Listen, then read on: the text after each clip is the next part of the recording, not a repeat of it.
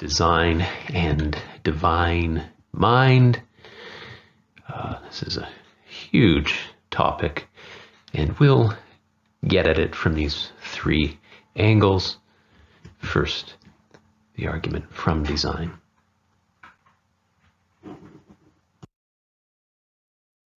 Right.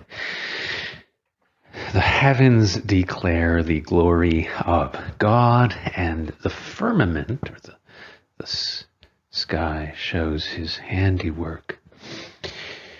God is like a Van Gogh. God is a great artist or craftsman. The Psalms are telling us.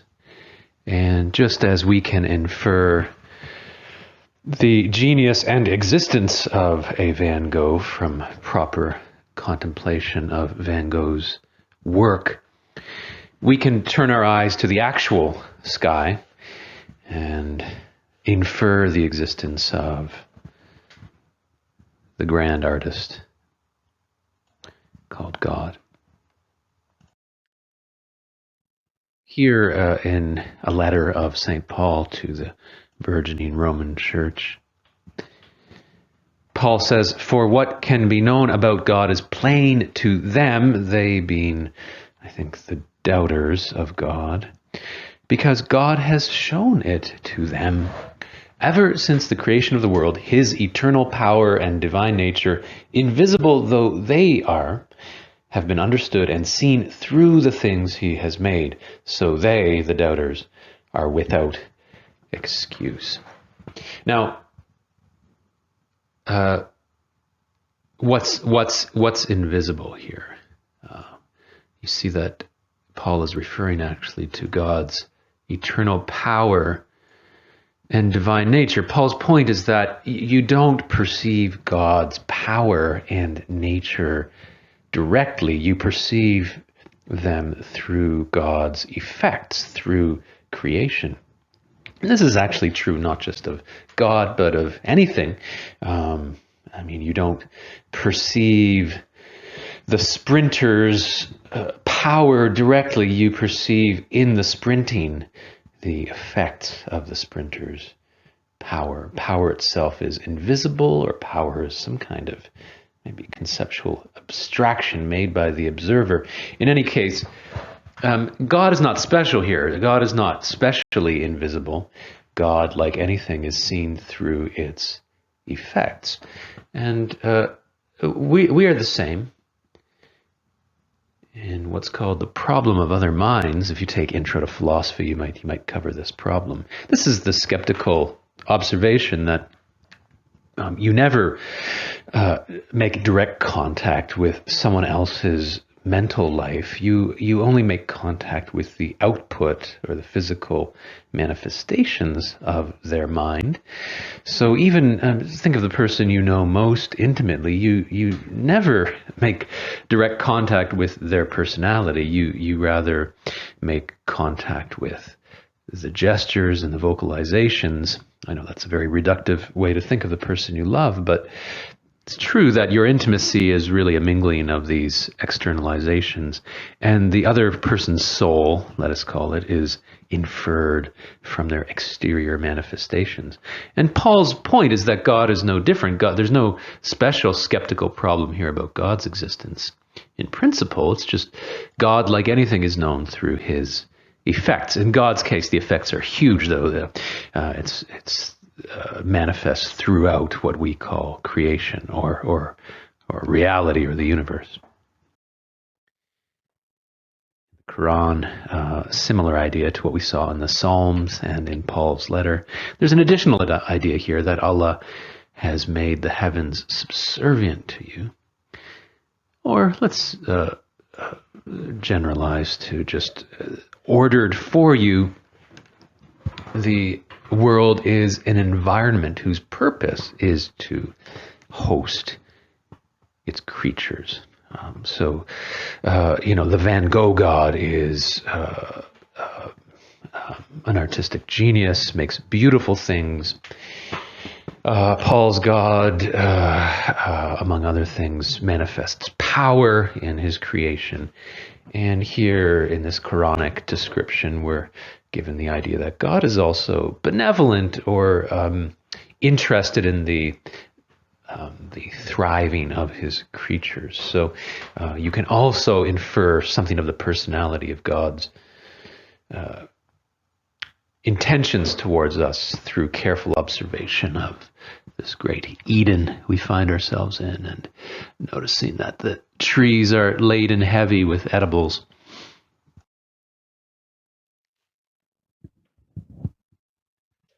Today we call this kind of thinking about a God the argument from design. And,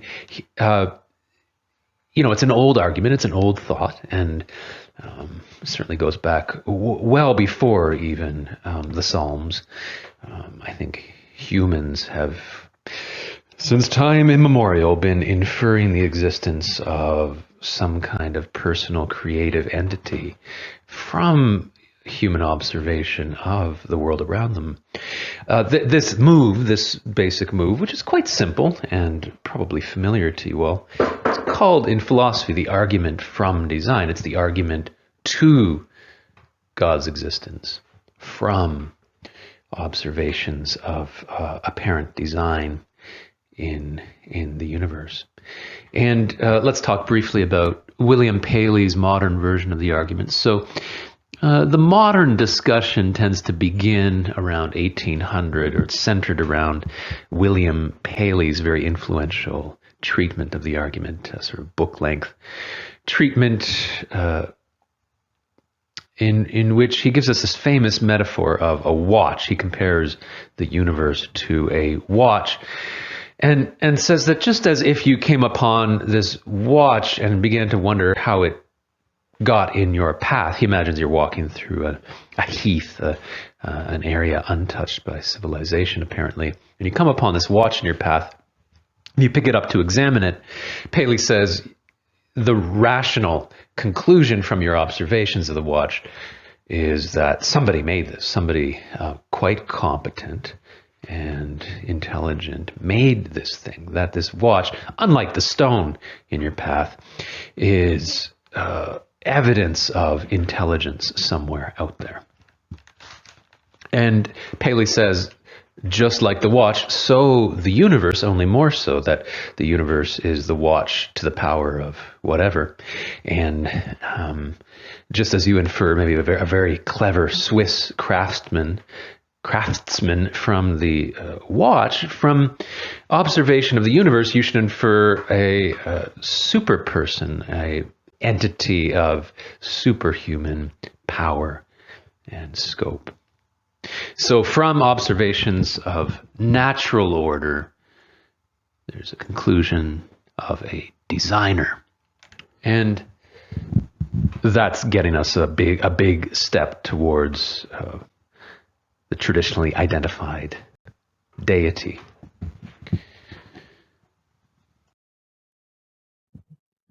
So here's a list of some influential objections to the argument from design. Some of these will apply quite nicely to, Paley's version of it. Some of these are quite deep and I think would apply, for example, this one, to any conceivable version of the argument from design. We're going to see a couple of versions of this argument.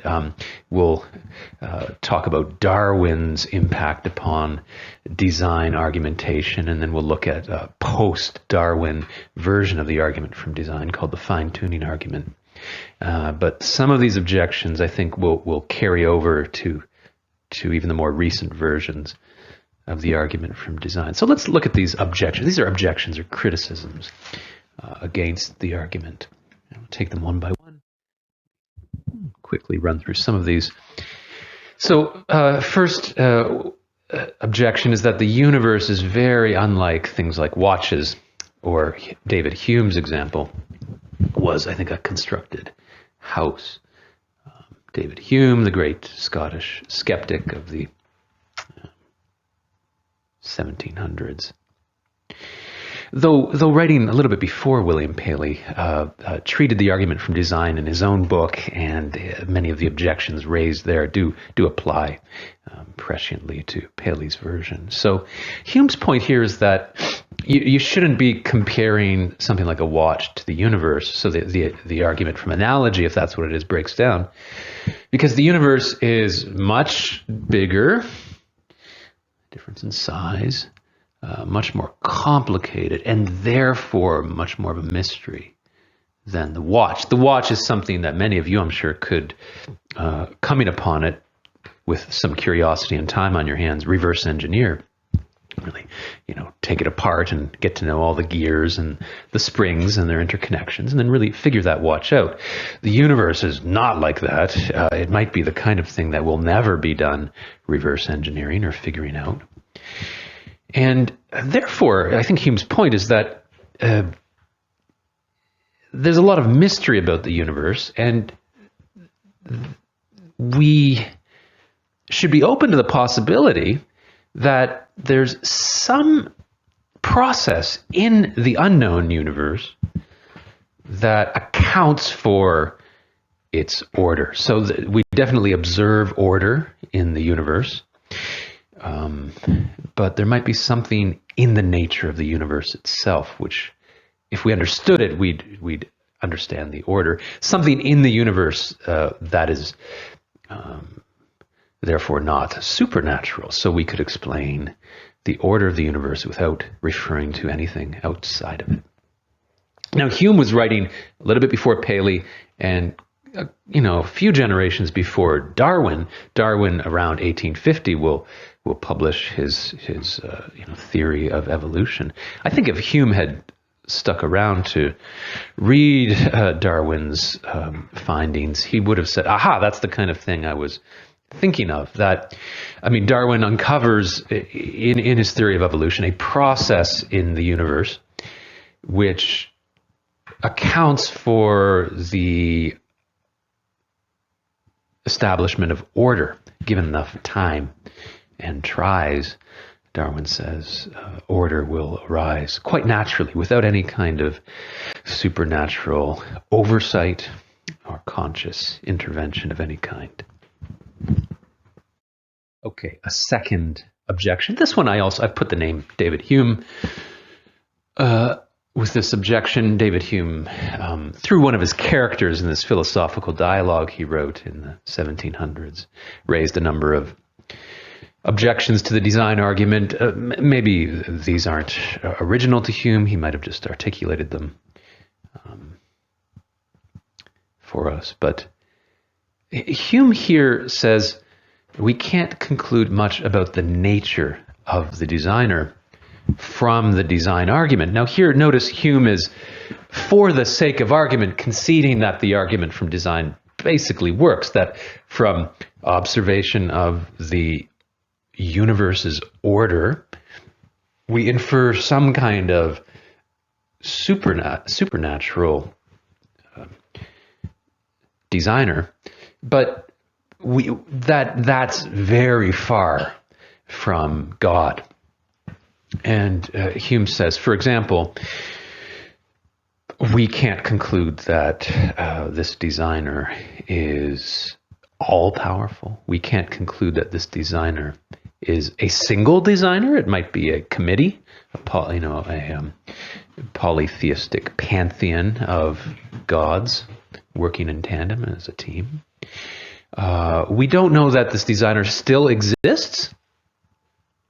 We don't know that this designer is good. Hume, says, for all we know, our universe could be the rude first essay of some infant deity who's maybe left us and gone on since to do much greater things. We could, in effect, be the kindergarten finger painting languishing on the fridge of the infant deity's childhood home. So this is an interesting objection that, again, concedes the basic inference from universe to designer, but warns us that it doesn't get us very close to the God Paley was hoping we'd get to, right? the God of Abraham, Isaac, and Yeshua. The universe's purpose is opaque. The watch, when we reverse engineer it, we notice is for tracking Earth time. The hands move synchronous with Earth time. And the observation of the purpose gives power to our inference that someone conscious made it. It's not just patterns, not just pretty patterns we want to notice in the world, right? Symmetrical patterns, I think we'd agree, could arise without any conscious intervention. Notice, for example, when the maple key of the overhanging maple bough falls in and drops into the pond, impacts the surface of the pond, we get symmetric, concentrically radiating ripples in the water from the point of impact. There's a beautiful symmetry there, but we don't have to suppose that anyone, just from our local observation of that phenomenon, we don't have to suppose that anyone made that pretty picture. So pure symmetry and pretty patterns might arise without any kind of supernatural intervention. But when you notice purposiveness, when you notice functionality in your environment, then you've got maybe an additional fact from which to infer a conscious designer, right? It's conscious entities who spread their purposiveness into the world around them. And Hume here points out that unlike the watch or the constructed house, the universe doesn't have an apparent purpose. Now, it might have a purpose, but it's not apparent to us. It's not a fact we can rely on at the beginning of the design argument. We can't feed that into the premises of the design argument, right? So,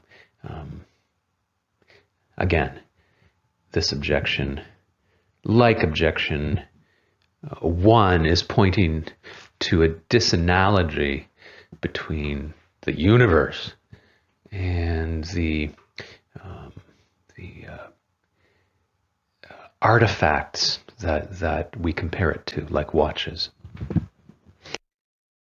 Okay, this is one of the very deep objections. I put the name Richard Dawkins next to it. In Dawkins' book, which he titled The Blind Watchmaker, he briefly mentions this deep problem with the design inference, right? Dawkins, has great admiration for William Paley. Dawkins agrees with Paley that the apparent order, the obvious order in our, environment, and here Dawkins is thinking most particularly of the biologic order in our ecosystem, that this is very much in need of explanation. And Dawkins saw this, and Darwin saw this, and Paley, before both of them, saw this. And Paley felt the intellectual compulsion to give an explanation for that order. And Dawkins, though Dawkins is a sort of virulent atheist, Dawkins respects Paley's motivation to explain this thing which is clearly in need of explanation. Obviously, Dawkins disagrees with the conclusion Paley comes to. And here's one good reason to disagree with Paley's inference to a god. If you infer that the world needs an explanation, and the explanation for the world is a designer, that just displaces our original problem. We can now ask at that second order, well, what explains the designer then? Right. So here we have Michelangelo's famous vision of the creation of man. There's the hand of Yahweh reaching out and, I think, infusing Adam or the creature with life. And Dawkins says, okay, so the hand of Yahweh explains Adam and Eden. But now we have to ask, what explains this? And following the very logic we've implemented in explaining Adam, we would now be compelled to say, well, I guess there must be some super Yahweh, some super deity who has created Yahweh 1. And then, again, the problem has been displaced now to this third level.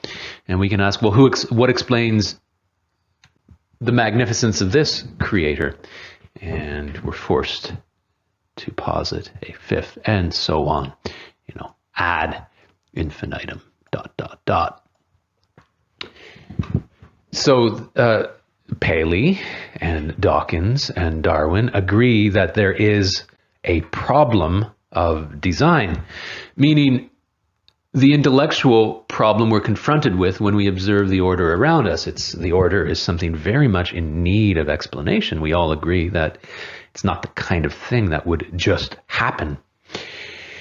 But when we explain that order in terms of a grand, intelligent orderer who is already just assumed to be well ordered, intellectually organized, and capable of implementing its blueprint in this process of creation. Yahweh is now like the robotic arm on the assembly line of the Detroit automobile plant. The SUV coming out of the plant at the end of the production day is very impressive, but even more impressive is the Japanese designed robotic arm that's, soldering parts on the assembly line. And we can ask, well, okay, great SUV, but what made that robotic arm? And I guess we can then ask, who made the Japanese? And now we're into Darwinian territory. So, according to Dawkins et al., Dawkins and the rest of them, the evolutionists, the theory of evolution actually explains at least biologic order, and we'll see by the end today that it might explain much more than just biologic order. But minimally, Darwin sets out to explain, well, really speciation, but let's say biologic order. And that's not everything. Biology is a subset of chemistry, and chemistry is a subset of physics. But it's no accident that William Paley himself really focused on biologic order. If you ask Paley, well, what do you mean by order? What's so impressive about this world around us? Paley wouldn't waste many words talking about, the orderly rotation of the planets around the sun. That could be a little bit, in my mind, that could be a little bit like the ripples in the pond at the impact of the maple key on the surface. But when you look at the mammal eye, the animal ocular system, you've got something there this is biologic order, which really cries out for a special explanation. That in short, the most impressive order in the universe is actually biologic order, so far as we can tell. Right? And so if we've got, after Darwin, after 1850 or thereabouts, a pretty good explanation of biologic order, then by implication, in principle, there could be a purely naturalist explanation of physical and chemical order too. But we do need to explain that deeper chemical and physical order. So modern, post-Darwin versions of the argument from design sort of accept that Darwin has given us, in its outline at least, and in increasing detail, an explanation of eyes and an explanation of the fit of the animal for its environment and so on. But we can ask, all right, well, what explains the table of elements? What explains the finely tuned physical forces that underlie biology? And when we really change the focus of our examples of order to the chemical and physical level, we're really into what's called the fine-tuning argument. The fine-tuning argument, I want you to be clear, is just the design argument in a modern manifestation focusing on chemical and physical order. These physical constants, these are deep facts about the physical universe, constant or universal. And Darwin's theory on the face of it doesn't have anything to say about how the universe got to be so organized at this level. And the more we learn about the universe, the more we seem to notice how finely tuned the universe is for order, and maybe in particular for allowing life to evolve in it. So here are a couple of examples of physical constants. The expansion rate of the universe, I think here referring to early inflation, in particular in the early, microseconds of the universe's existence 14 billion years ago. And a second example, the power of the strong nuclear force, one of the four fundamental forces in the standard model of physics. This is the strong nuclear force is what keeps the nucleus together. It's what, I guess, binds the protons and neutrons sort of gravitational way to each other. So it's responsible for in part responsible for the coherence of the atoms, and therefore the coherence of material reality. And it turns out that these two physical factors are sort of just right for a complex, coherent universe, and if either one was slightly more or slightly less, the universe would fall apart, or it would be reduced to something ridiculously simple. So taking the first example, the expansion rate of the universe, and I'm just relying on what a number of physicists, some of them atheists, say about this, that if inflation had been a little more forceful, the universe would have expanded too rapidly for local gravitational coherences. It would have expanded too fast for not just galaxies to form, but gases or therefore stars to form at all. So assumedly, if the expansion rate had been just a little faster, we wouldn't have had a cradle for life anywhere in the universe. On the other hand, if the expansion rate had been a little less, the universe would have collapsed back upon itself in its early microseconds, and we would have had no universe at all, or not one, sticking around long enough for life to occur on it, or for anything interesting to happen in it. So why is the expansion rate what it is? It's interesting. It's a weird coincidence that it's just what it needed to be in this narrow range for a sustaining, stable field of action to occur. Taking the second example now, and these are just two examples I've picked out. If you Google, fine-tuning constants, I think would do it. You'll get some lists, some of them too long, but these are two standard elements of the list, and you can follow through the critical discussion among physicists about how to interpret just how narrow this fine-tuning really is.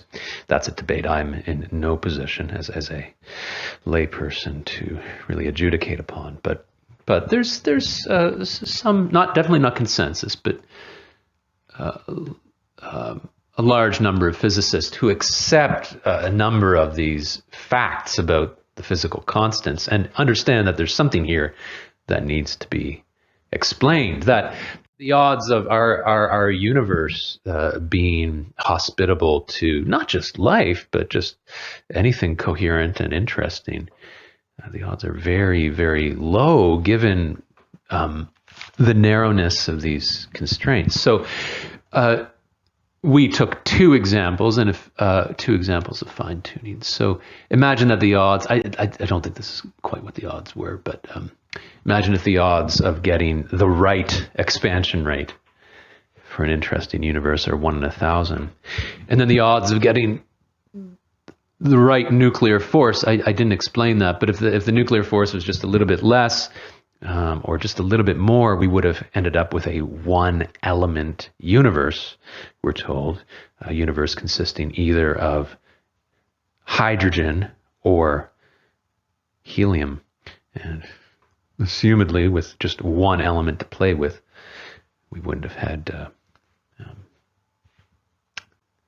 interesting enough building blocks to create anything like life. Anyway, if the odds of getting just the right strong nuclear force for complex chemistry were 1 in 1,000, then the odds of getting a interesting universe would be 1 in 1,000,000, right? You multiply the odds and you get decreasing odds as your product. And if you can line up 3 or 5 or 10 of these facts about fine-tuning or about narrow constraints, you get exponentially decreasing odds of having a life-friendly, or the term is biophilic, universe. So as I said, this is a fact which many would agree needs explaining. So they accept these facts about these constraints and feel compelled to explain it, many physicists, but not all of them come to the conclusion that the best explanation for this lucky universe we have is a deity. So I think the main competitor to the theologic answer is the multiverse answer. If you want to remain atheist and you want to account for the apparent fine-tuning of our universe, one option available to you is to posit a multiverse. And a multiverse here would just be a collection of universes. Our universe is one of many in this collection. And we can assume, now this is not a picture of the multiverse, of course, this, I Googled space bubbles or something like that, and let's say that each of these bubbles represents a single universe. Let's say that's our universe right there, and it's one. We can't see these others directly. We're gravitationally bound in our perceptions to this universe, but there are these adjacent, in some sense, adjacent universes.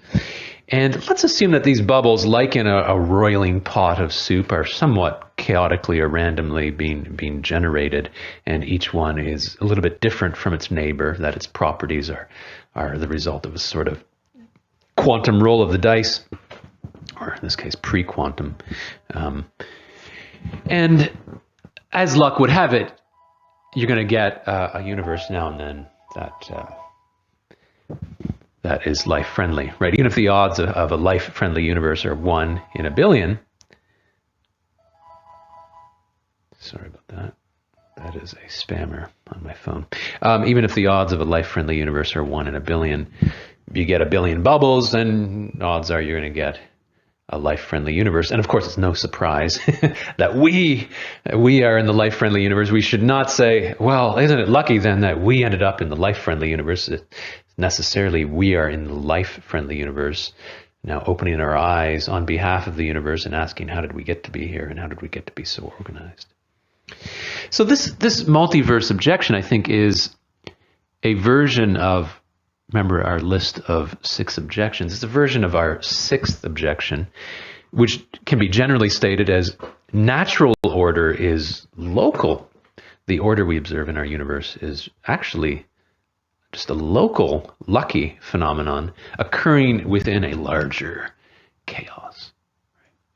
So this is the larger chaos, the big roiling pot of the multiverse, most of whose bubbles are quite transient. Like imagine the bubble whose universe, I can't even circle it because it doesn't exist anymore, but the bubble which just, it didn't have a sufficient inflation rate. It just kind of, it was like a fizzled wizard spell. Just came in and out of existence in a microsecond. We've got lots of phenomena like this occurring in the big pot. And so this pot is a kind of chaos. Most of these bubbles are not very interesting places. They're not the kinds of places that anything like life could develop and be sustained.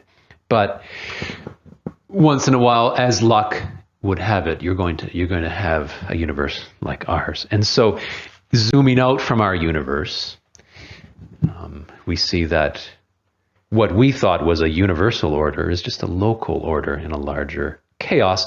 And therefore, you don't need to refer to anything outside of our universe that's intelligent, who's consciously creating our universe. Our universe is just the product of blind natural forces, blind multiversic forces. So we'll end our discussion of the design argument today with a foray into the fascinating speculation of the biocosm hypothesis. This is the view that the universe, and I know this is just a spiral galaxy, but in the artist's rendering of this galaxy, it reduces to a biologic phenomenon of DNA. And the biocosm hypothesis is the view that the what we call the universe is itself an organism in a wider multiversic ecosystem.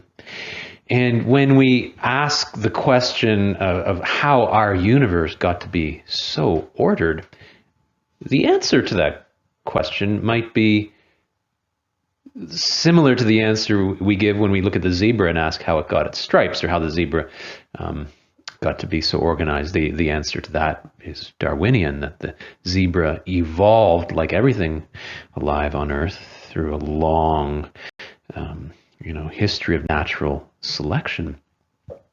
And when we ask, how did the universe get to be so well organized? We look at its deep physical constants. We should at least have on the table the option of Darwinian explanation, that what we identify when we're doing our physics as natural laws and physical constants are, from a broader ecologic perspective, the marks of an organism's order, which has arisen through a history of natural selection. So here's the triple engine of the Darwinian process. If you have a system that allows variation among entities of a kind, and then you get some selective process by which some of those successful entities in a generation get to transmit their form onto the next generation. Well, you've got there the makings of a Darwinian system where, you let that run for enough time and incredible order, which almost demands explanation in terms of a designer, hence William Paley's inference, will arise. So this could occur, this process, this key Darwinian triple engine can be manifest at many levels. We'll talk about how it might be manifest at the level of cultural evolution through mimetic, through the currency of memes. And we've, of course, talked about how it's manifest at the earthly level in terms of Earth's ecosystem, with organisms in competition with each other. And it might occur at the cosmic or supercosmic level too. So thinking back to that roiling multiverse pot, that could be a kind of ecosystem within which universes exhibiting variances from their neighbors are in effective competition with their neighbors. And some of those universes go forward and are fruitful and transmit their order to adjacent space or to subsequent generations. That is, some universes are fruitful and multiply because they luckily possess the attributes that are conducive of continuance and reproduction. So, reality is probably very, very, very, very old. We know it's at least 14 billion Earth years old, but if I had to bet today, I'd assume that is just a local time slice of something much, much, much older. And so reality has perhaps had a long time for a Darwinian process to initially, by pure chance, to take hold and then come to dominate space, that roiling pot of chaos could transform into a coherent ecology. And those, simple, uninteresting bubbles can, within that ecology, evolve to be something like the universe we observe around us. So this is the biocosm hypothesis. It's really, in Gardner's explication of it, it's a response to the fine-tuning data we just looked at. So we observe these astoundingly narrow values of the fundamental features of our universe, and we observe that our universe seems to be poised on this mathematic precipice, on either side of which is chaos, is biophobic chaos. And well, one explanation of that order is roughly Darwinian, that the order we observe is the product of a long Darwinian process. So that's think of the biocosm hypothesis as a variant of the multiverse view. So in one imaginable multiverse, you just get this kind of eternally boiling pot of mostly chaos, and luckily within that chaos, once in a while, an interesting bubble like our universe arises. But in another version of that pot, you can imagine that initially it's just chaotic bubbling, but eventually some of those universes outcompete their neighbors, and by outcompete we mean spread and come to dominate multiverse space. Going even further into our biocosmic speculation, Gardner says that one possible adaptation of a universe would be stewards, that among the many things that will help a universe outcompete its neighbors, that will help the universe persist and replicate, is having arise within it, evolve within it biologically, conscious, interested, intelligent creatures like us who take a passionate interest in the preservation of their universe. And this is a vision from Kubrick-Clark's 2001. And in the final frame of the Kubrick film, the astronaut who left Earth has now returned and is, Clark tells us in the final page of the novelization, the transformed astronaut who's become this sort of Nietzschean uber baby has now taken an active interest in the sustenance of Earth as a whole.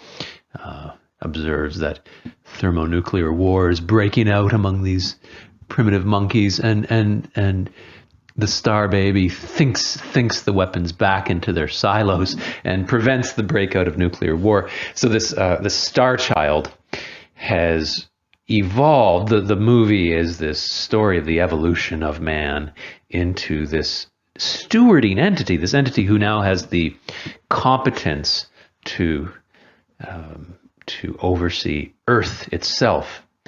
And you can imagine the evolution continuing and scaling up so that what began as a monkey on the African savanna many hundred thousands of years ago, as the movie begins, becomes now an engineer who is morally committed to the preservation of the solar system or the galaxy or the universe as a whole. Fast forward 10,000 years into our own engineering future, and we are even now engineering on kind of a planetary scale. Our engineering projects have planetary implications, mostly, unfortunately, right now, apocalyptic rather than benevolent. But imagine we morally and technologically progress, and you have to wonder where we'll be 10,000 years into the future, or 100,000 years into our technologic future. It's possible we could start to take an interest not just in Earth, but in the sustenance of the universe as a whole. And now we're really getting speculative, but imagine that our engineering competence is such that we can start seeding our universe throughout the multiverse. And anyway, this is this is a really interesting idea, at least for you know, a sequel to the sequel to the sequel of the Kubrick-Clarke science fiction work. And it's a nice synthesis of the religious and the naturalist or the Darwinian explanation for the order we observe around us. Notice that with a steward advanced enough, a steward who can engineer on a cosmic scale, a steward who is now taking the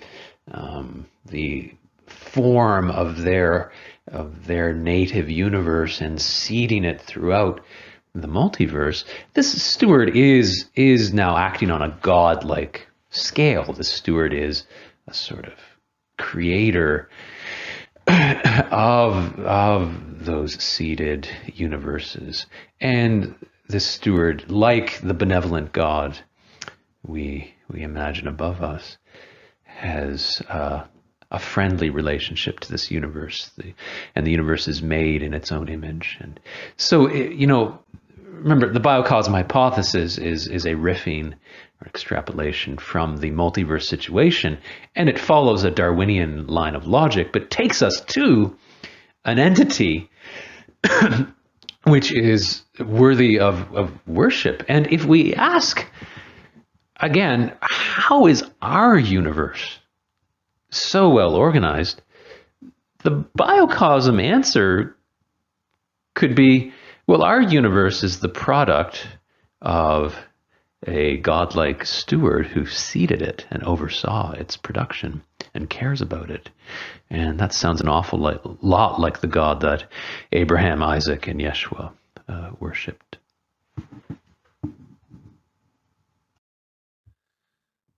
Right. Design and divine mind. We'll now cover from the angle of what Carl Jung called synchronicities. And you can think of synchronicities as presenting miniature arguments from design. They present us with evidence of supernatural ordering of our usually more immediate natural environment. In his autobiography called The Confessions, his confession to God at the end of his life, Augustine tells the story of his conversion to the holy path. And it's a sort of dark night of the soul. I think it happened during the daytime, though. Augustine is with a friend and finds the contradictions of his life building to a sort of intolerable point where it all spills out in tears. Augustine has to pull away from his friend and find a place of solitude in the yard.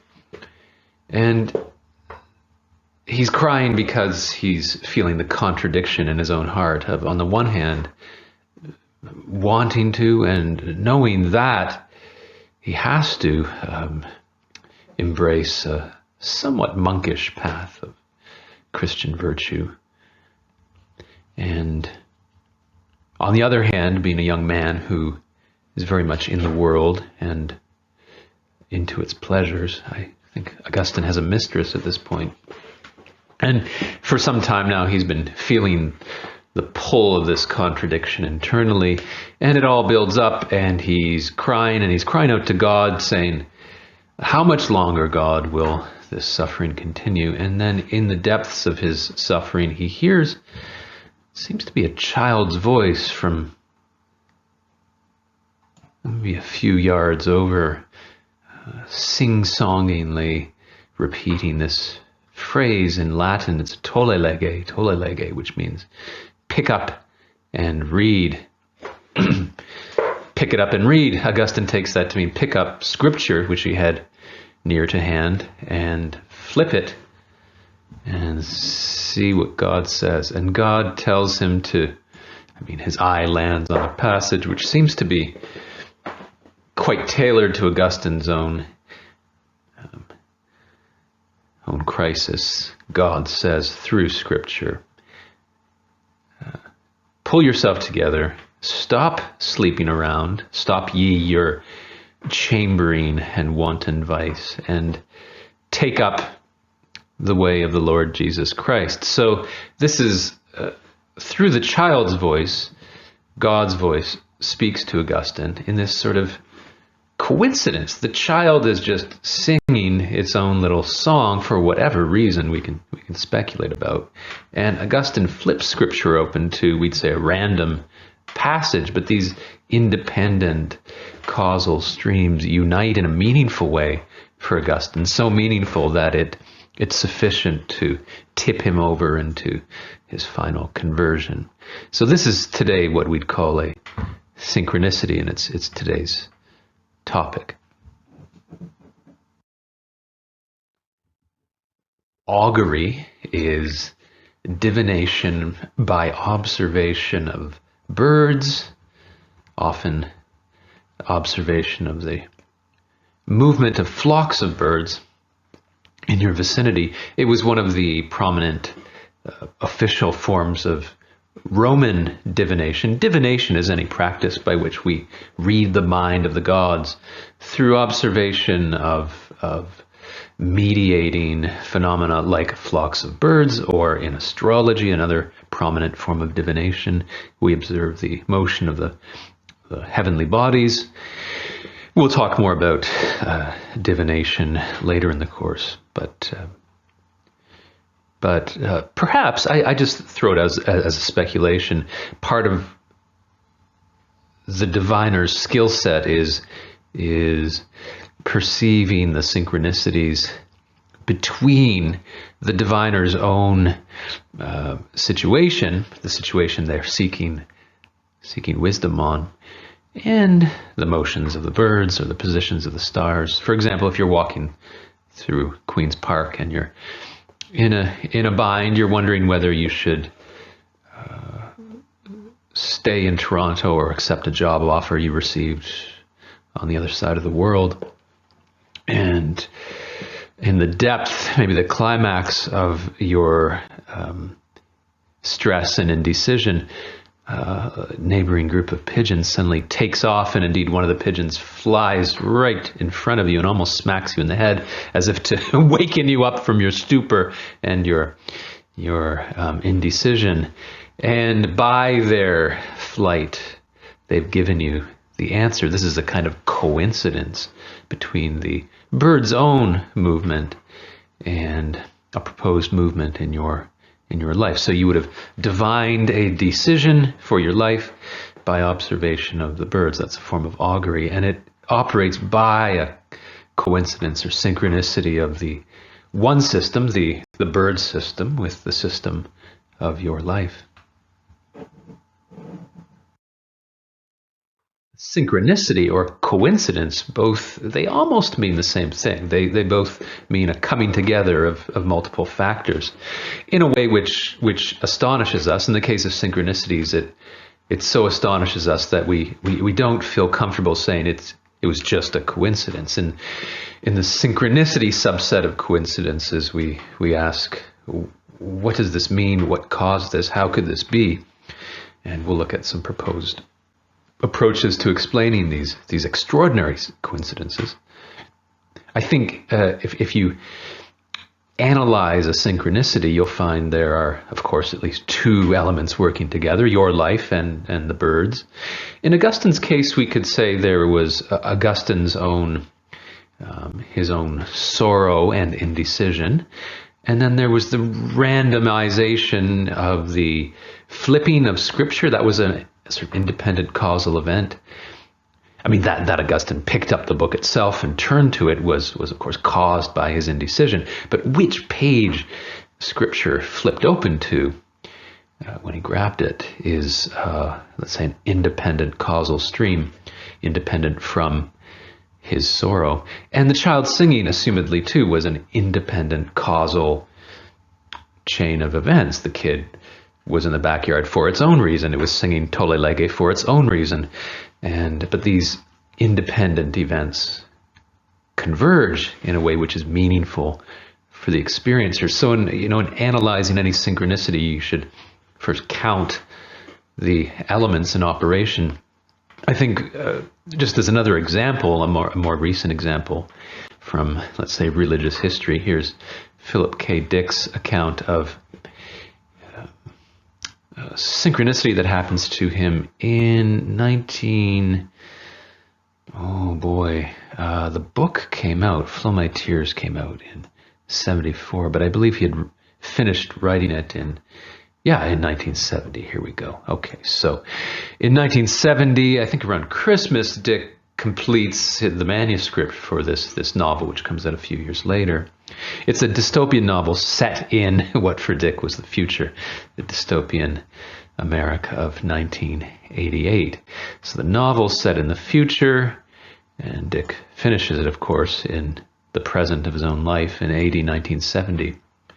And he starts to notice, first of all, coincidences between the novel he's just completed, including the cast of characters with their very names and relations and occupations, and some people he begins meeting shortly after he finishes the book in his real California 1970 life. He goes to an end-of-year party and there meets a Kathy who's embedded in a relationship that's very much like the Kathy in the novel he just wrote, and he starts wondering what's going on here. I mean, did I predict in my novel writing the entrance into my life of a certain cast of characters?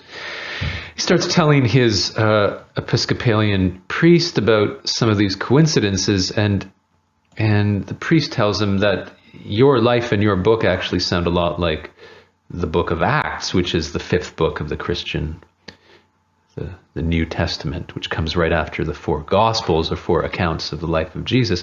The book of Acts is a at least partly historical account of the earliest Christian church that emerges in the wake of the crucifixion.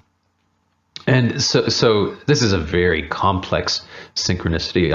I won't try to add up the particular elements, but there are these three, call them texts, the book of Acts, which is partly a historic text describing AD 70 Judea.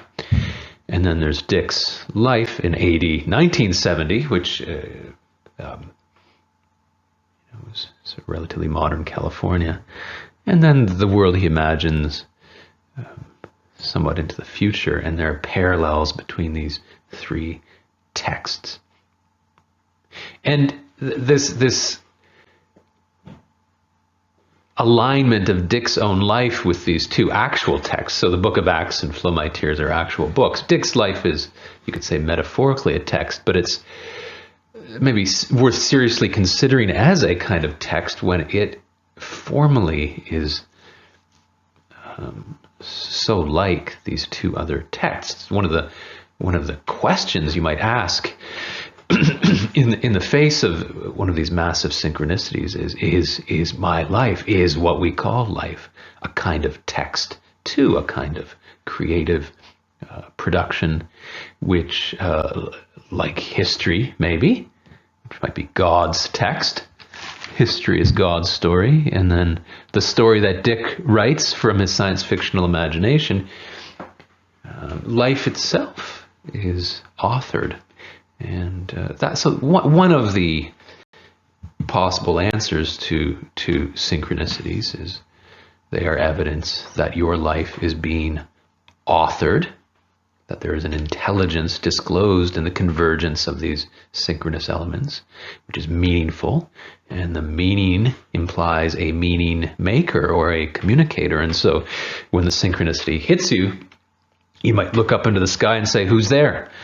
and begin a dialogue with it. So the experience of what we now call synchronicities is very old. The term itself was coined by Carl Jung. It's a 20th century term. And Jung himself had synchronous experiences. I think his mother was quite prone to voices and synchronicities too. And it literally means happening together, happening at the same time. Here's the crone for time. And I think all would agree that a synchronicity is a meaningful coincidence. That's sort of our core definition.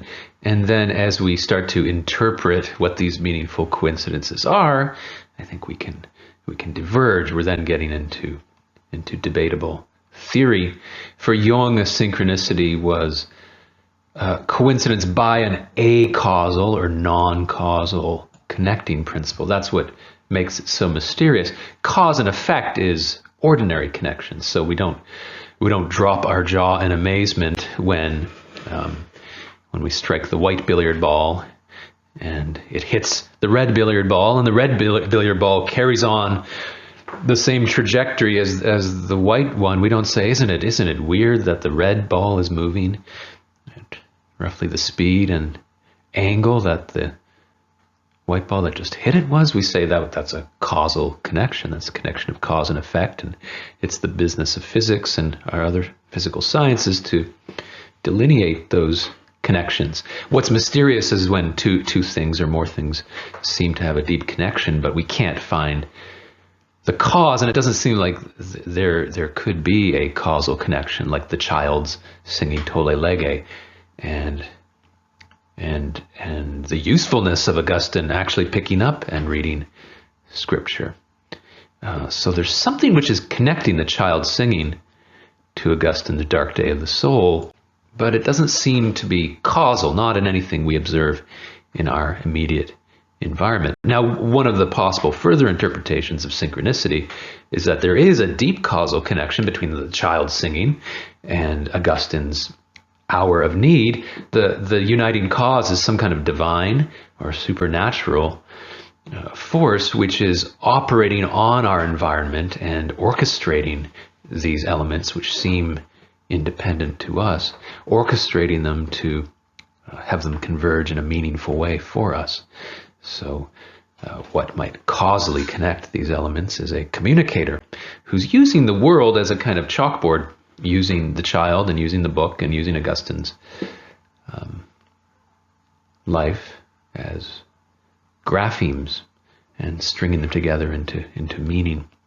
So for the core Jungian observation is that they at least seem to be acausal. And we should also notice that synchronicities are very different from what we normally define miracles to be, which are violations of natural law. Notice, as weird as Augustine's situation is, or Dick's, there's no miracle we can point to. There's no walking on water or water into wine. The kid is doing what the kid's doing, and the book falls open to a page, and there's no law of physics that seems to be violated there. So the synchronicity is like a miracle in that it's meaningful to the perceiver, and it's mysterious, and may imply a power which has some degree of control over the natural system we are immersed in. But that power is revealed not through a disruption or violation of the natural law. The really Jungian idea about synchronicity. So here we're moving far from the core definition and definitely down into typically Jungian attitude towards them. And we might give him some deference. He coins the term, so maybe, I don't know if this should go in the dictionary besides synchronicity, but Jung's original idea was that the meaning in the synchronicity is archetypal meaning. That unlike a coincidence, which is weird but not meaningful, the synchronicity involves a convergence of archetypal elements into some kind of narrative, or their convergence unites into something which itself has a kind of archetypal resonance. And without trying to define rigorously the Jungian idea of archetypes, I'll just point to a few examples. So we'll talk about the shaman later in the course, but the wise old man is maybe the archetype the shaman is an incarnation of. And here we have the architect of the Matrix, and then Obi-Wan Kenobi. Both are wise old men, and they play a role in a narrative. They're a stereotype, or an archetype's a kind of deep stereotype that appears in our fiction with regularity, appears in our dream life with regularity, and in our life, in synchronicities.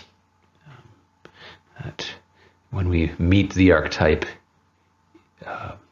in the flesh, that often comes surrounded this dense swirl of synchronous meaning, which tips to us that our life has a story-like element to it. So the wise old man is an archetype, and it's in a kind of chemical relationship with other archetypes. So the relation of the wise old man to the hero is the wise old man discloses to the hero's mission. And so that if you are the hero and the story is your life, the wise old man is the one who helps you maybe early on in the journey, like when Luke meets Obi-Wan at the beginning of the Star Wars narrative. Early in your journey helps you find the path, and helps you understand that you are in a story. The wise old man might understand, first of all, this might be the wise old man's key insight into the situation, that life is a story, and their wisdom is to help you understand that, and help you understand which character you are in that story. The maiden or the ingenue is another archetype. And again, you have to think about these archetypes as having a relationship to a kind of narrative. They don't float free. They can't be defined independently of their narrative function. And the maiden is innocent. She's virginal. And she finds her way into the story by this very quality. So think of Alice following the rabbit, or Dorothy dreaming. It's their innocence and their openness that is their superpower. It gives them access to worlds that are closed off to the closed-minded, and allows them to make friendship with entities like the rabbit that can lead them into the less traveled avenues of life. I think archetypes can be events too. The flood is an archetypal event, a cleansing, elemental, apocalyptic event, and plays a role at the end or the beginning of these great stories. So for Jung, to understand a synchronicity in your life is to start to understand the way the archetypes, which we recognize so easily in dreams and storytelling, how these archetypes are actually one of the constituents of your life. The synchronicity wakes you up to the narrative that is your life. Interesting documentary on the movie The Shining called Room 237. And this is a documentary about the fan community who have some very interesting interpretations of what this movie, which is sort of a haunted house story, or maybe a story of domestic abuse, what this story is really about. And one of the participants in this film who's interviewed is Jay Weidner, and Jay Weidner says that this is a movie about, somehow weirdly, about the Apollo space mission. And I won't get into the details of Weidner's own view, which include the view that the moon landing was faked. But Widener does, even if you don't follow him to that conclusion, Widener does point out some very odd synchronicities in the film world between the Overlook Hotel, which most of the film is set within, and the Apollo moon landing, which was, when the time King was writing the book, and a few years later Kubrick making the film, was still fresh in cultural memory. And this scene where Danny rises from his Cape Canaveral launch pad, as it were, with these hexagonal patterns. And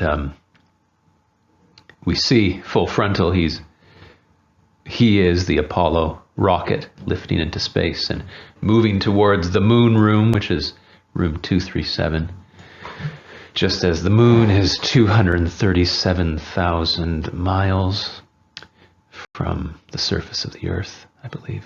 Or that was the best calculation they had at that time.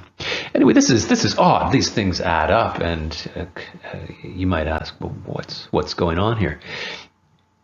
Or maybe it's not that odd. I mean, we know this is just a movie, and someone authored this, that there is a supernatural intelligence hovering over the Overlook Hotel. It's the intelligence of Kubrick or Stephen King and Kubrick.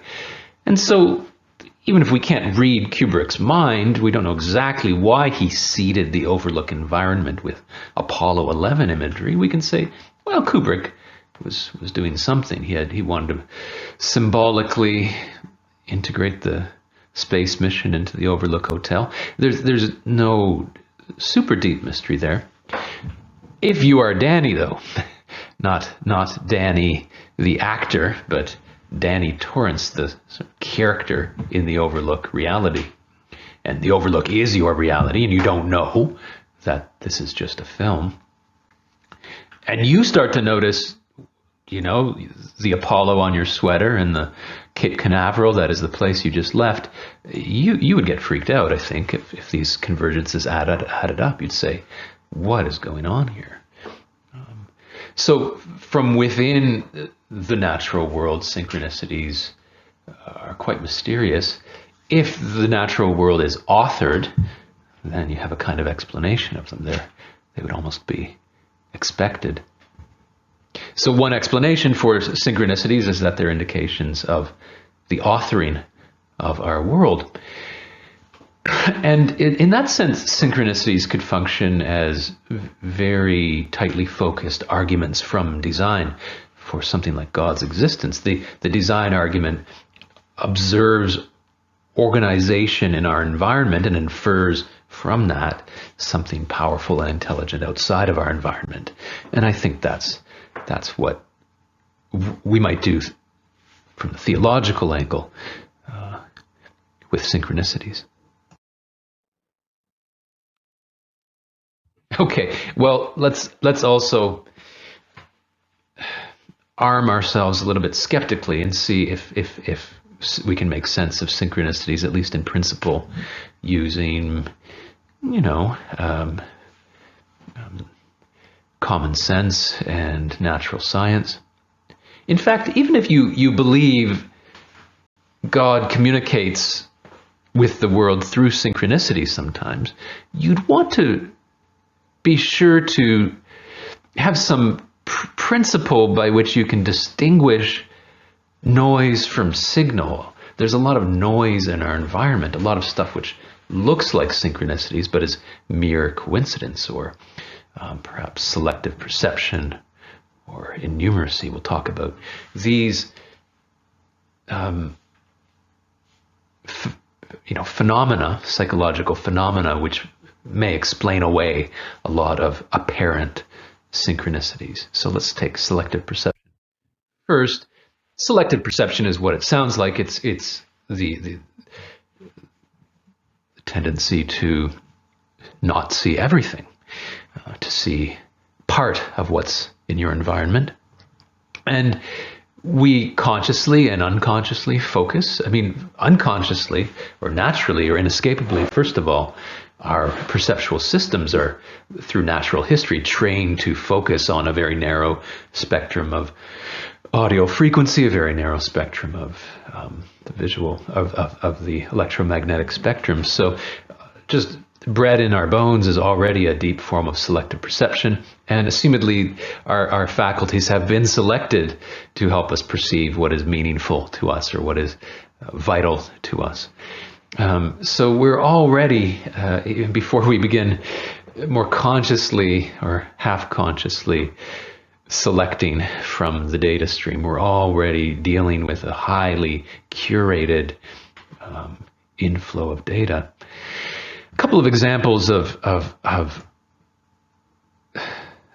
selective perception, Baader-Meinhof phenomenon, is the long name for learning a new word and then finding that word popping up repeatedly with surprising frequency in your environment.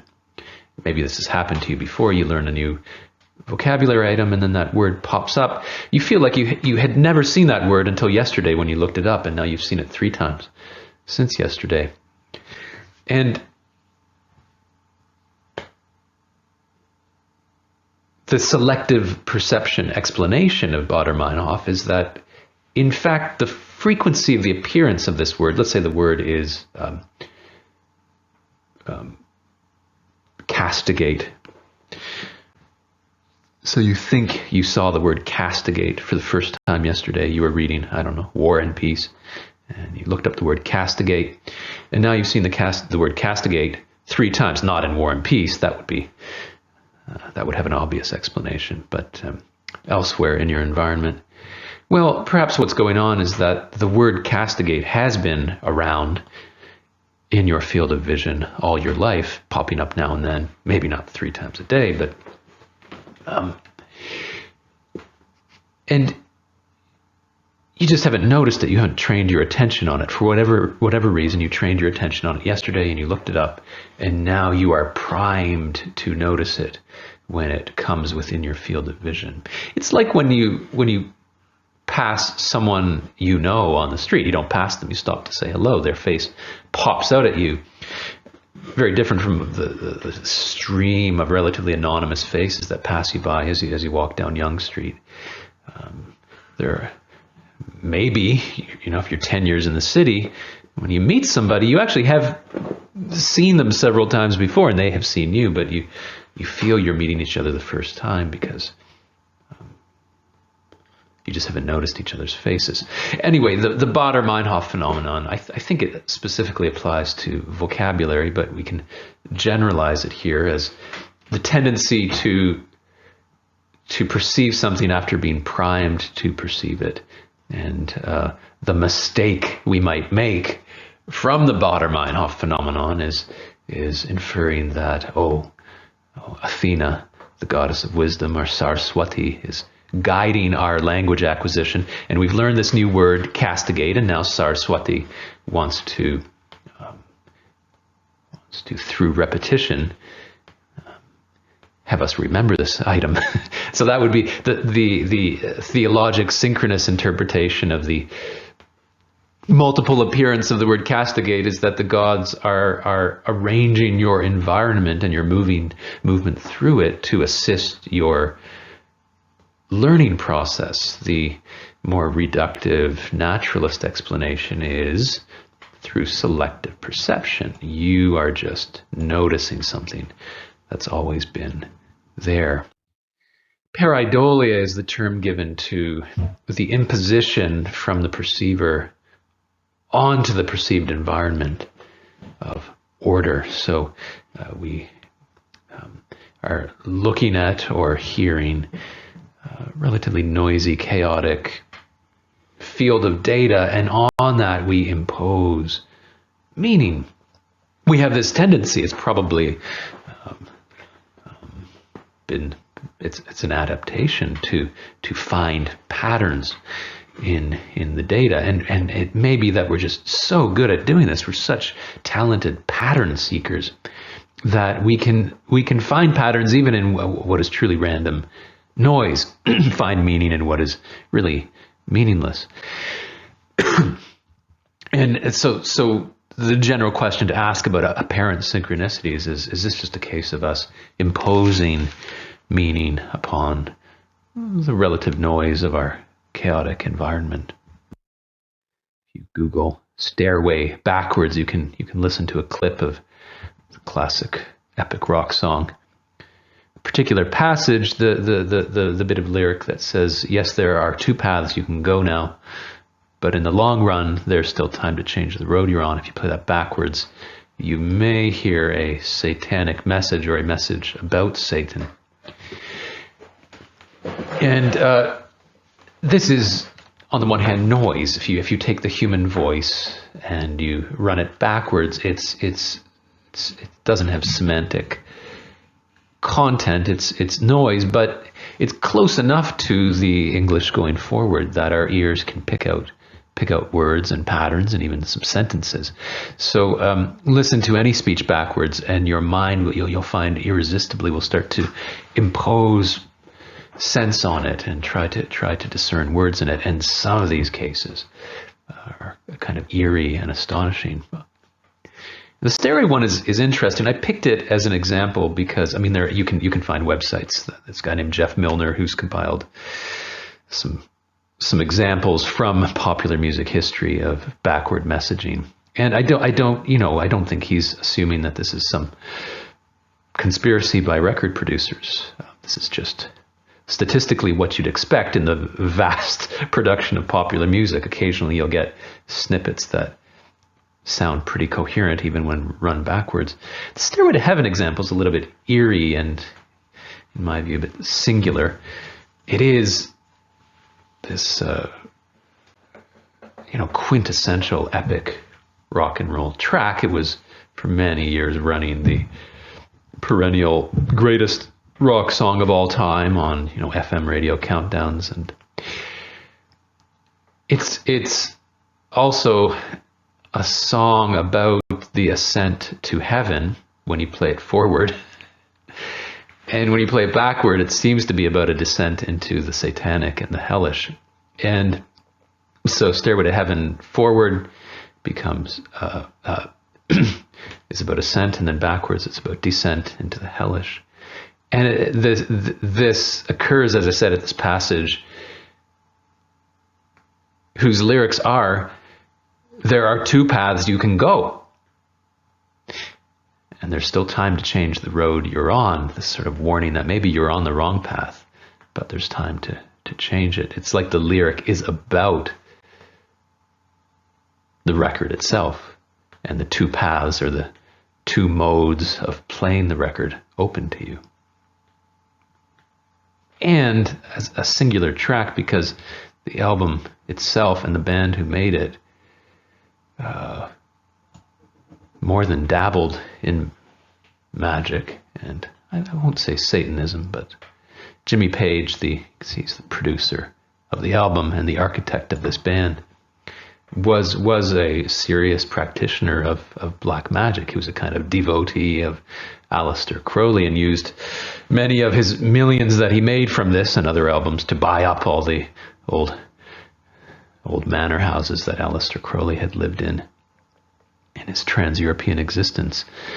And so this is an odd example. We talk about synchronicities involving multiple elements coming together. This is a case where there are many elements converging on this little passage to create meaning. Face on Mars is the most popular example of visual pareidolia. Sorry, I should just clarify that. So that last example of Stairway to Heaven, that's audio pareidolia, where a noisy data field is given meaning by our selective perception. Pareidolia can occur for any perceptual modality.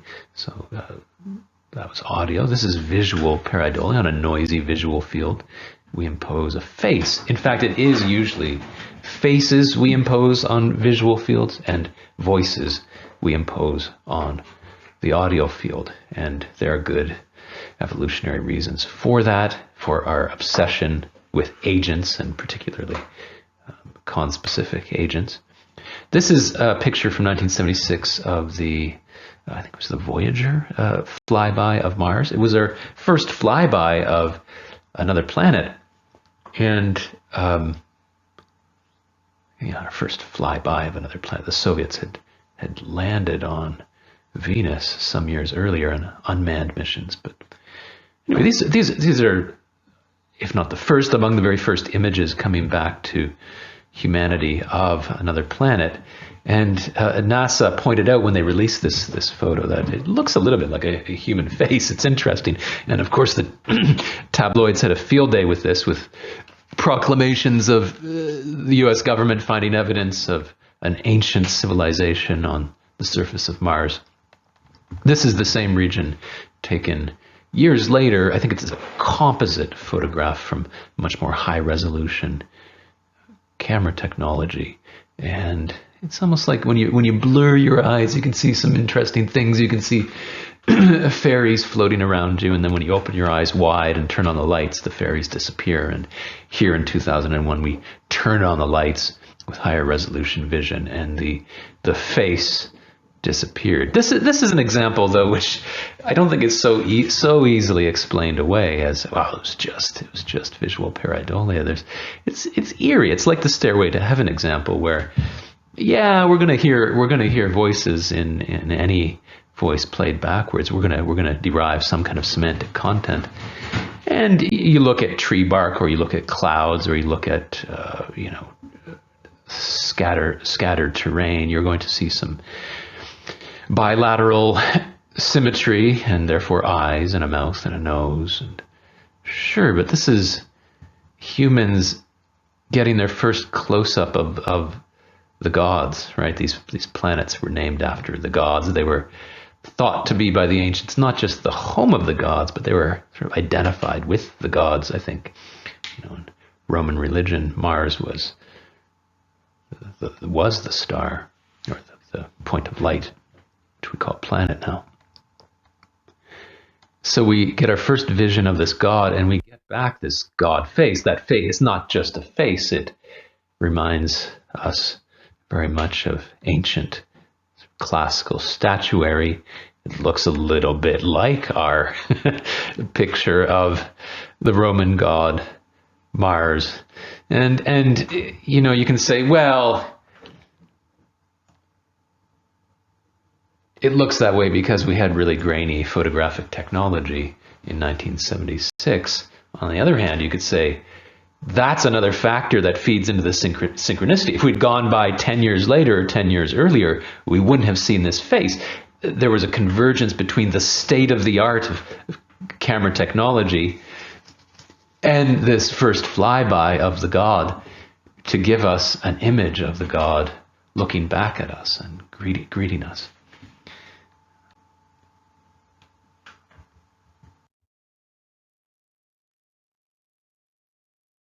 Numeracy is the mathematical equivalent of illiteracy, and in the sense relevant to interpretation of synchronicities, we are all innumerate, in that we all, except for a few savants, we lack intuitive, rapid facility with large calculations, with large numbers and ratios.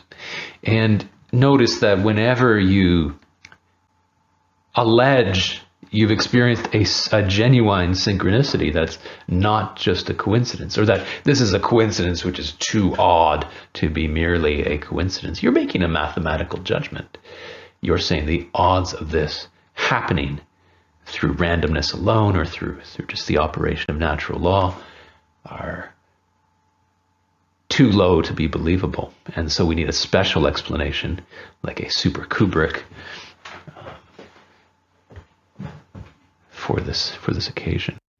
So the question is, how good at math are you? How much should you trust your usually snap judgment that this is more than just a coincidence? So here's a common kind of alleged synchronicity. You're thinking of your mother, and then ring, ring, she calls. What are the odds? Well, the especially innumerate among us will right away say, oh my God, Mom, I was just thinking of you, and you called. I guess we have a psychic connection. Notice the psychic connection would not be a synchronicity. There would be a slightly unusual causal explanation of how these things converged, your thinking and your mother's calling. But in any case, if you rush to the judgment that this can't just be a coincidence, you should ask, well, what are the odds here? If you think about your mother 1% of the time, I don't think that's obsessive, especially if you notice that this is vague. I mean, does thinking about mean in therapy explicitly talking about your mother and then ring ring she calls, or just think about, I mean, she's kind of there in your thoughts. If the latter, then it's probably for most of us much higher than this. Right. It may be that there are many things going on in the theater of your mind, and then when your mother calls, she comes to the forefront, and you retroactively interpret your state of mind prior to the call to overemphasize the presence of your mother in your mind when she was just one of several things that were floating around. You were also thinking about, making another cup of coffee and doing your banking later that day. There were 7 things going on in your mind. Anyway, if you think about your mother 1% of the time, then 1 out of 100 calls from your mother will involve this amazing synchronicity. And those odds are pretty good over, if not a week, over a lifetime. That is, a coincidence of this level is actually quite expected statistically, and we should all have experiences of this order fairly frequently.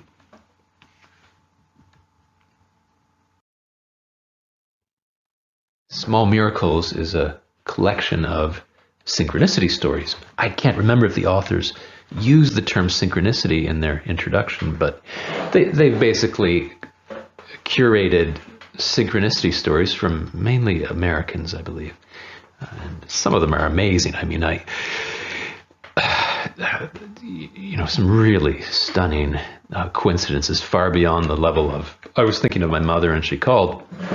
There's a story in there of a young man who pushes a slip of paper into the Wailing Wall and accidentally knocks out another piece of paper, another folded prayer, and it turns out to be his own departed father's. And that's like your father calling, but with much lower odds. Now, assuming the reports of these stories are correct. I mean, you could also cynically say, well, they're lying, or they're exaggerating, or they're misremembering, and certainly, almost surely, a measure of that has gone into this collection. But assuming some of them are sincere, in fact, I think it's not surprising that synchronicities of a very high order will emerge into modern popular awareness through books like this, because now you've got a sample size of millions of Americans, or as we really interconnect and share stories of billions of humans. And, everyone's gonna be thinking of their mother once in a while, and their mother calls. 1 in 1,000 of us will be thinking of our mother, and our mother calls. And then we look up, we're walking down Yonge Street, and we look up and we realize that we're at Yonge and Catherine Place. We're at the intersection of Yonge and Catherine Place. And your mother, mom's name is Catherine. Or even more amazing, Catherine is her middle name. And when she was younger, she went by the name Catherine. And then as she matured, she took on her first name, which was Lynn. And so Lynn Catherine has just called you now. He said, hey, Mom, I was just thinking about you. And oh, my God, weird. I'm at Yonge and Catherine Place. Isn't Catherine your middle name? And your mother says, yeah. And then you start talking, and you realize your mother was calling you because she wanted to talk a little bit about something that happened to her when she was young, and which she thought might be of relevance to you. And so it's really your mom, Lynn, telling you about her Catherine existence while you're standing there at Yonge and Catherine Place. And so this is a synchronicity with 4 or 5 elements operating now. And maybe if you really sit back and think about your day and think about the context around this call, you'll find 7 or 8 or 9 more factors.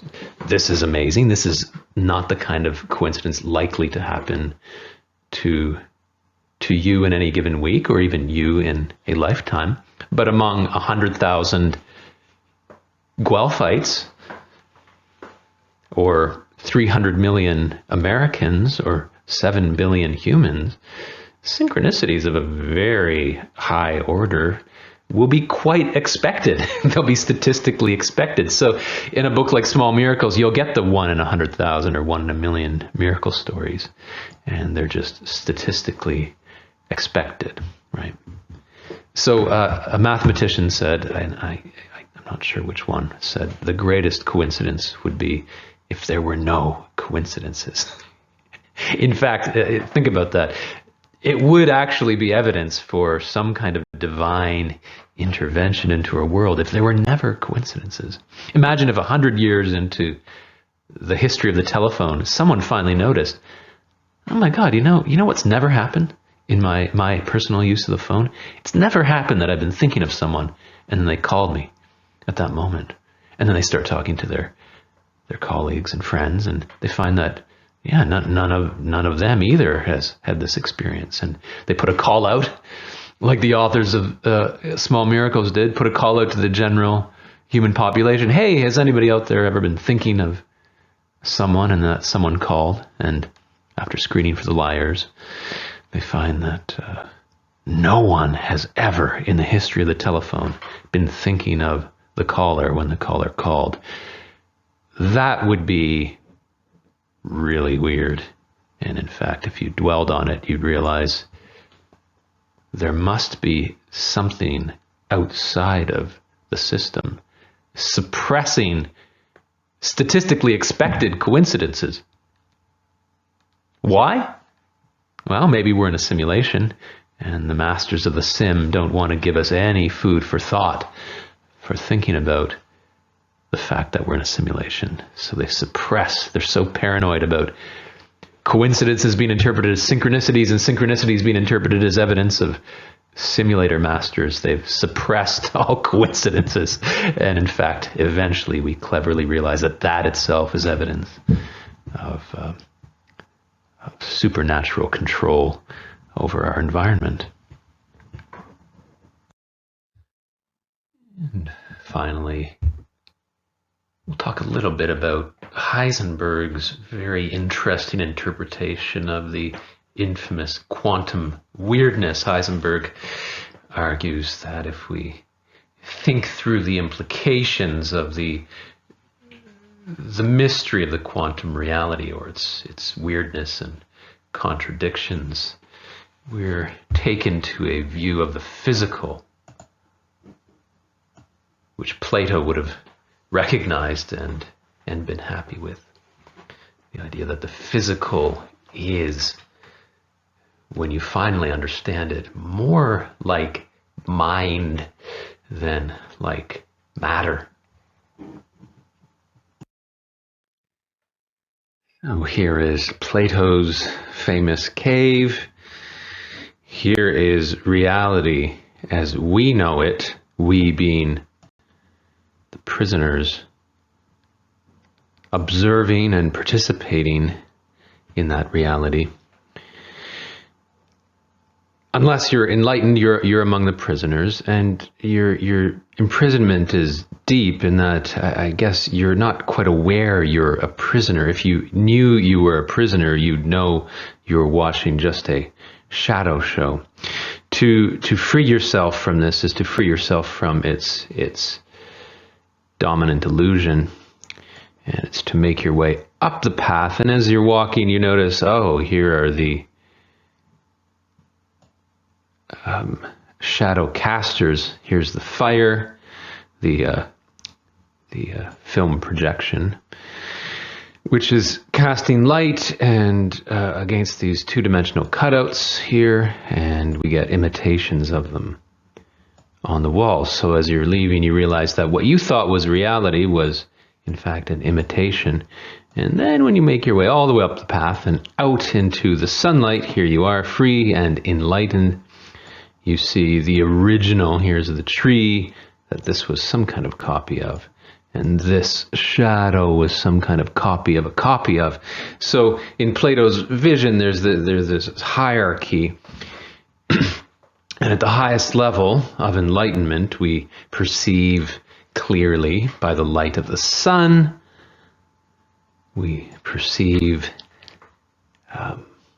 the original And to be in a state of delusion is to be perceiving an imitation, or an imitation of an imitation, and think that you're perceiving the totality and the original. So this is a great picture, famous picture, eerily prescient of a movie theater. I mean, prisoners remind us of nothing so much as folks sitting in the back row of a movie theater watching the great spectacle and distracted from maybe the political reality. There are many ways of interpreting Plato's cave and filling in for shadow and outer world, different things. Now, I think a very astonishing way of thinking about Plato's vision, and I think Plato had something like this in mind, is to see that the shadows, which we think are reality, are in fact what we think is reality, which is the natural world, the physical, observable world. That's what we take to be real. And Plato is warning us that what we think is real is really just a copy. So what is matter a copy of? That's a strange idea. In Plato's vision, matter, and this is very counterintuitive, I think, for a lot of us, that matter is imitating the idea of matter. And notice that's sort of the inverse of how we might normally think. It's certainly the inverse of how, the great empiricist thinkers like John Locke and David Hume thought about it, who have really influenced our modern scientific picture. Our modern scientific picture tends to invert Plato's picture and tell us that our ideas about matter are imitations of matter, that the mental, the mental conception of matter is just a shadow that the mind casts, or an abstraction, an artificial abstraction that the mind makes from physical reality. Plato tells us, this is the great Platonic surprise, and I guess enlightenment should be surprising. It should, just like waking up from a dream is surprising. Oh, I'm not a pirate. I'm ordinary me. The ordinariness of that is, in fact, surprising, because you had it all backwards. And Plato tells us that maybe the way we tend to think of things, that the mind imitates reality, is in fact the inverse of the truth. But what does Plato mean by the idea of matter? He doesn't just mean the pictures you have in your mind of the tree. In fact, Plato would say that mere mental picture of the particular tree is itself an imitation of the shadow. So you perceive the physical tree, what you call the physical tree, in the shadow play, and then you form a mental picture of it, and that mental picture, like the picture you might draw on a canvas of it, is an imitation of an imitation of an imitation of the real thing. So what does Plato mean by idea? What is this Platonic idea that is the real? So here is matter, and here is one answer to the idea that matter imitates. The idea of matter may be the deep principle or law, or I think Heisenberg would say mathematical reality that governs material reality. And Heisenberg frames his discussion as a adjudication of, he calls it the debate between Plato and Democritus. Democritus here is the figure in the debate representing atomism. This is a physicalism which posits that the ultimate reality is the physical reality, that the only real thing in Democritus's conception, the only real thing is atoms and the void they operate in. So if you asked ancient Democritus what is real, Democritus would say atoms and the void they move in. And as Heisenberg says, summing up ancient atomism, all other things exist only because they are composed of atoms. So in the atomic conception, the tree that you observe in the park is real, but if you want to really understand it, if you want to understand its fundamental nature, you analyze it into its atomic components, and everything that is real is simply a composition of smaller bits. Atom means uncuttable or undividable. And Democritus. And here is the atomic theory worked out in its detail in the modern periodic table. We've listed the 118, I think it is, types of atoms and their associated properties.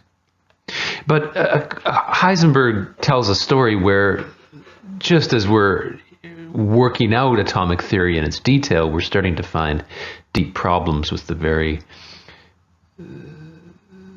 fundamental idea of atomism. First of all, we start noticing that what we called the atom is a misnomer. The atom, in fact, is not uncuttable. It itself is composed of bits. The electron was discovered by Thomson in the late 1800s. A little bit later, Rutherford, bombarding the atom and finding and measuring the deflections, infers the existence of the nucleus at the heart of the atom. So it turns out what we call the atom is itself composed of smaller bits. And Heisenberg points out that there's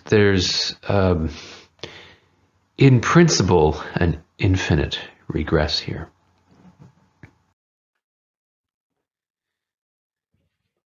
If the atom has spatial properties, why should it not be divided? At least its indivisibility then becomes a physical, not a fundamental property. We can now again ask questions about the structure of the atom, and we run the risk of losing all the simplicity we had hoped to find among the smallest parts of matter. The simplicity we had hoped to find, the seduction of atomic theory as our big answer to the question of what is real. Heisenberg is here questioning. In principle, an atom, whatever we currently identify as the smallest bit, in principle, it's always divisible. If it has spatial properties, it's in principle divisible. Descartes, a few hundred years prior, defined space as extension. And anything that has extension can, in principle, be divided in half. Consider any line, no matter how small. You can imagine the halfway point of that line. So an atom, insofar as it's a physical bit which takes up space, is divisible. And we haven't really, Heisenberg's worry is we haven't really answered our question of what is real. We can continue to ask the same questions that we asked about the tree, now about the atom. We've just displaced our analytic question to a smaller scale. So Heisenberg says there is in principle a problem with atomism as our big answer. And then in practice, as we've actually investigated the atom, we've discovered what we now call quantum weirdness, and Heisenberg was at the forefront of disclosing some of these strange properties of the atomic and subatomic reality. If we try to use concepts that apply to ordinary human-scaled matter like position, velocity, color, and size, we run into problems at the atomic level. These concepts do not apply unambiguously to the electron. And so what is it we are talking about when we talk about electrons and quarks? All of our ordinary material language becomes problematic. And, there are a few approaches or reactions possible to this infamous quantum weirdness. One option, which I'll name Richard Feynman as the exemplar of, is to just ignore the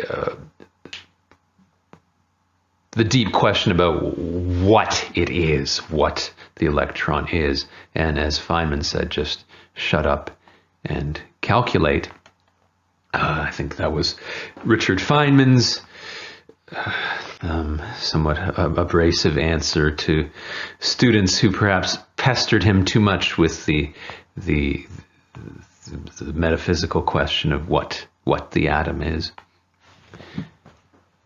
Heisenberg's answer is to bite the bullet and propose that the atom, which we sought out in our analysis as the foundation of physical reality, is actually a kind of portal into something non-physical, that as we dig down into the subatomic realm of analysis, we're not exactly looking at matter anymore. We find that what at the human scale, at the eye level, is solid, sort of dissolves not just into small bits like sand grains running through our fingers, but more weirdly dissolves into something more mathematical. Feynman's point was that we can't say what it is, but we know that our mathematics tracks it quite accurately. And I understand that in one sense, quantum mechanics is a very successful physical theory. It leads to very accurate predictions about the behavior of subatomic reality. On the other hand, it leaves us in the dark about what it is we're calculating about. And Heisenberg agrees. The math tracks it very accurately. Whatever it is, the math tracks it or represents it very accurately. And pressing on this point, Heisenberg says, well, if the math sort of pictures it clearly and our ideas of matter do not, then the atomic reality is more like math than like matter, right? I think we're here at the heart of Heisenberg's point. Ordinary notions of matter do not apply to the subatomic realm, but the math does. So let's say, Heisenberg says, matter is ultimately more like math than like matter.